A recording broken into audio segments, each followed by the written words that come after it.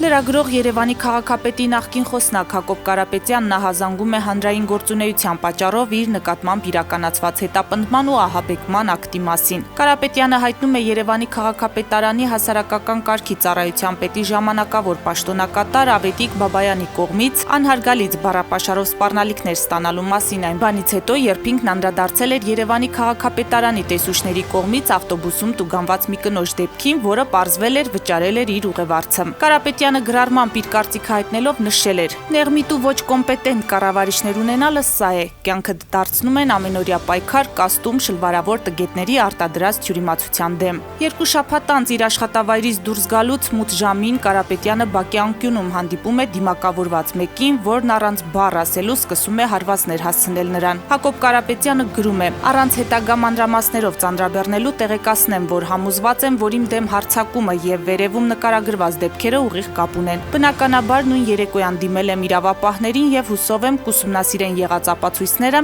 ինձ հասցեագրված սպառնալիքները, հարձակման օրը տարածքում եղած տեսախցիկների ձայնագրությունները»։